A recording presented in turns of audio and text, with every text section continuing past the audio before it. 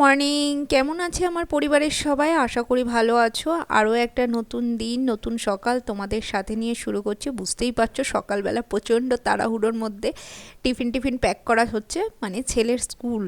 আর ওই জন্য তোমাদের সাথে সামনের থেকে কোনো ইন্ট্রো দিইনি, একদম কাজকর্ম থেকেই আজকের ভিডিওটা স্টার্ট করেছি। আর আজকে ছেলেকে শর্ট ব্রেকের জন্য দিয়ে দিলাম হচ্ছে কমলা লেবু আর হচ্ছে আঙুর, এই সব। আর এই এই দিয়ে দিয়েছি। আর এখন করছি হচ্ছে একটু ধোসার ব্যাটার অবশ্য করা আছে, শুধু পুরটা আজকে করব, কারণ চাটনিটা শেষ হয়ে গেছে। ভাবছি আজকে পুর দিয়েই করে দেবো। ওই জন্য এখানে পেঁয়াজ, কারি পাতা, এখানে আগে হচ্ছে তোমার ফোড়ন দিয়েছি শুকনো লঙ্কা আর হচ্ছে সর্ষে আর কারি পাতা, তার মধ্যে উড় ডাল, চানা ডাল, এগুলো দিয়ে ফোড়ন দিয়ে তারপরে তার মধ্যে পেঁয়াজ দিয়ে, পেঁয়াজ ভাজা হওয়ার পরে সেদ্ধ আলু দিয়ে দিয়েছি। এই দিয়ে পুরটাকে ফটাফট করে বানিয়ে নিচ্ছি। আর এখানে ধোসাটাও বসিয়ে দিচ্ছি, ওদিকে পুর রেডি হচ্ছে আর এইদিকে ধোসা বসিয়ে দিয়েছি। দুই দিকে দুটো চলছে কিন্তু, কারণ সময়ের সাথে পেরে উঠবো না। আর ধোসার ব্যাটারটা যেহেতু আগেই করা ছিল ওই জন্য একটু সুবিধা। আর একদিকে কিন্তু সুবিধা, ধোসা করা বা ইডলি করা এগুলো কিন্তু অনেকটা সুবিধা। তুমি যদি একদিন ব্যাটারটা করে রাখো না, তোমার মোটামুটি 4-5 দিন মতন চলে যাবে।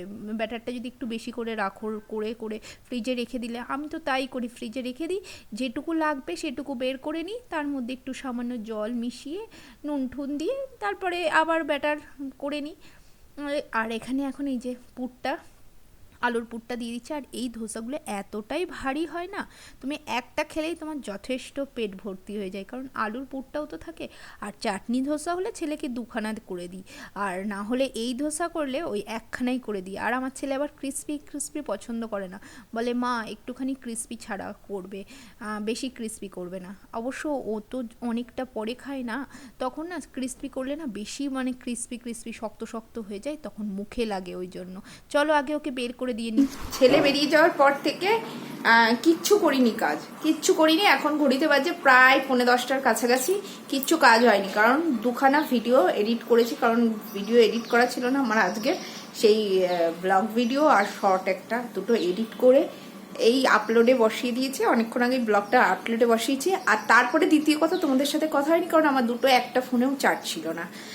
এই দুটো ফোনই চার্জে বসিয়েছিলাম, ছেলে চলে যাওয়ার পরে চার্জ হলো, তারপরে তোমাদের সাথে কথা বলছি। নাহলে কথাটা আগেই বলতাম তোমাদের সাথে, কিন্তু কি আর করা যাবে, চার্জ ছিল না। আর এখন রান্নাঘরে এসে পুরো ছড়ানো অবস্থা, তোমাদের একটু দেখাচ্ছি ছড়ানো অবস্থাটা। দেখো অবস্থা, ছেলে চলে যাওয়ার পরে কিচ্ছু করিনি, যেখানে যেটা ছিল সেরকম করে দিয়েই মানে আমি বসে গেছিলাম শর্ট বানাতে, মানে সরি ব্লগ বানাতে। তা ভিডিও এই কমপ্লিট করে উঠে এই এখন তাড়াতাড়ি করে মানে কাজকর্ম স্টার্ট হবে। এই ভিডিও এডিট না থাকলে না সকালবেলাটা খুব প্রবলেম হয়ে যায়। চলো আর এখন কথা বলছি না, ফটাফট করে সমস্ত কাজগুলো সেরে নিই, নাহলে দেরি হয়ে যাবে। অবশ্য আজকে রান্না বান্নার চাপ নেই, অনেকটা খাবার ফ্রিজে খাবার আছে বলেই, ওই জন্য চাপ নেই বলেই মানে আরো ভিডিওটা মানে করতে বসেছি। আর যদি রান্না বান্না থাকতো তাহলে ভিডিও করা হতো না, তাহলে আর আজকে ভিডিও ছাড়াও হতো না। চাপ ছিল না বলে বসেছি সকালবেলা।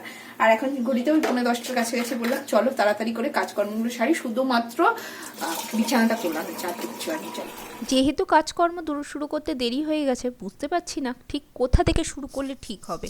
যাই হোক, মানে ঠাকুরের নাম করে তো লেগে তো পড়লাম, কারণ লেগে তো পড়তেই হবে। আর এসেছে আগে ঝাড়াঝুড়ির থেকে, কারণ এই ঝাড়াঝুড়িটা যতক্ষণ না হবে না মাথার থেকে যেন টেনশন যায় না।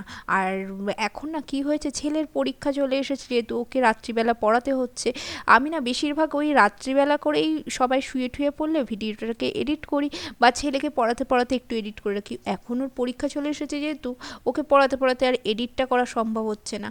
আর তারপরে কি রাত্রিবেলা করছি, আর এত ঘুম বেড়েছে আমার, কি বলবো, শুধু ঘুমিয়ে পড়ছি। জানি না কি হচ্ছে। আর ওই জন্য না ভিডিও এডিটটা না ঠিকঠাক হচ্ছে না, আমি টাইমটা ঠিক করে বেরই করতে পারছি না, ম্যানেজ করতে পারছি না। দেখি একটা টাইম বের করতেই হবে, না হলে কিচ্ছু করার নেই। আর এইভাবে কতদিন কিভাবে চলবে, কিভাবে চালাবো সেটা জানি না। আমরা অনেকেই কি বলতো, আমার সঙ্গেই যারা অনেকে আছো, অনেকেই ছেড়ে দিয়েছে। সবার তো ধৈর্য সমান না, সবার ধৈর্য রাখতে পারছে না। অবশ্য আমরা কিন্তু পড়াশোনা করলেও এই রকমইভাবে আমাদের স্ট্রাগল করে তারপরে এক জায়গায় আসতে হতো। এটা আমরা অনেকেই বুঝি না, কিন্তু ধৈর্য রাখতে পারি না, ধৈর্য নষ্ট হয়ে যায় আমাদের, তখন আমরা ছেড়ে দিই।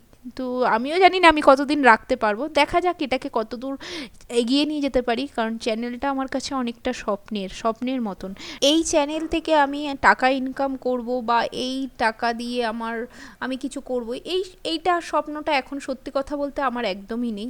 কারণ আমি জানি আমাকে প্রচুর স্ট্রাগল করতে হবে, যদি থাকি মোটামুটি আমাকে মনে হয় 5-6 বছর তো স্ট্রাগল করতেই হবে, আমি কম করে ধরে নিলাম। আর যদি ধৈর্য 5-6 বছর অবধি রাখতে পারি, তবে গিয়ে যদি একটা জায়গায় যাই। সত্যি কথা বলতে টাকা ইনকাম করার স্বপ্ন আমি সত্যিই এখনও দেখি না।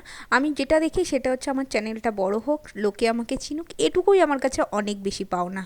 বাসন কোসনগুলো ধোয়া হয়ে গেছে, আর টিফিনটা এখন আগে খেয়ে নিই, খেয়ে দিয়ে নিয়ে তারপরে আবার কাজে লাগবো। আর রান্নাটা এখন করবো না, আগে রান্নাবান্না কিছু অনেকটাই আছে, আর অল্প একটু করতে হবে। ওই জন্য আগে খেয়ে দিয়ে নিয়ে স্নান করে পুজো করে নেবো, তারপরে পরে দেখা যাবে। ভাত করতে হবে, আর কিছুই না। একটা একটা করেই করেছি, কারণ এগুলো এতটাই মোটা হয়, একটাতেই এনাফ, কাফি, পেট ভর্তি। স্নান পুজো সবটাই কমপ্লিট হয়ে গেছে, কমপ্লিট করে এসে আগে ভাত বসিয়ে দিয়েছি, কারণ রান্না বান্না বললাম তো অনেকটাই আছে। রান্না বান্নার দিকে বেশি চাপ নেই, কিন্তু ভাতটা করতে হবে। আর হচ্ছে এখন একটুখানি ভাবছি রাত্রির জন্য কি করি, তাই একটুখানি ডিম আলু দিয়ে ভাজা করে রাখবো রুটির সাথে। আজকে রুটি খাবো। দুদিন ধরে যা অবস্থা হয়েছিল, দুদিন ধরে শুভঙ্করের খুব শরীর খারাপ ছিল, আমি তো ভিডিও করতে পারিনি 2 দিন ধরে। ওর শরীর খারাপ, ভালো লাগছিল না মনটা। একজন বাড়ির যদি এরকম কেউ অসুস্থ থাকে না, সত্যি কোনো কিছু ভালো লাগে না। ওরও তাই, 2 দিন ধরে কিচ্ছু খেতে পাচ্ছিল না। তাই আজকে বললো যে ঠিক আছে, আজকে গলায় ব্যথা ছিল 2 দিন ধরে, ঠান্ডা লেগে গেছিল প্রচন্ড, তাই বললো আজকে গলাটা ব্যথাটা ঠিক আছে, তাই বললো আজকে রুটিই খাবো। তাই আমি বললাম তাহলে ডিম আলু দিয়ে ভাজা করি, তাই ডিম আলুটা এখন ভাজবো। বাড়ির কোনো মানুষের যদি শরীর ভালো না থাকে না, কোনো কাজে মন লাগে না। ঠিক সেই রকম শুভঙ্করের আজকে 2 দিন ধরে গলা ব্যথা ছিল, মানে এত মন খারাপ। আমি তো ওই জন্য 2 দিন ধরে কোনো ভিডিও করিনি, ইচ্ছাই করছিল না ভিডিও করাতে। রান্না বান্নাও মোটামুটি এই ডাল সেদ্ধ আলু সেদ্ধ এই দিয়েই খাচ্ছিলাম, কারণ ও কোনো খাবার খেতে পাচ্ছিল না। আজকে তবু বললো যে ঠিক আছে আজকে তাহলে রুটি করো। এই কয়েকদিন রাত্রিবেলা ভাতই খাচ্ছিল, হঠাৎ করে আজকে বললো রুটি খাও, করো।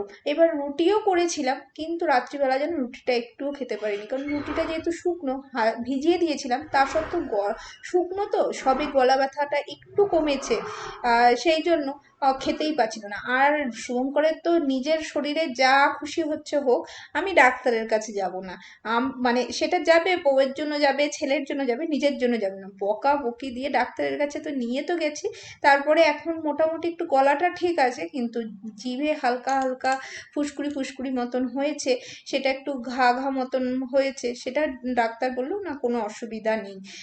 এই এই হচ্ছে অসুবিধা এখন, ওই জন্য না কোনো ঝাল খাবার কিচ্ছু খেতে পাচ্ছে না।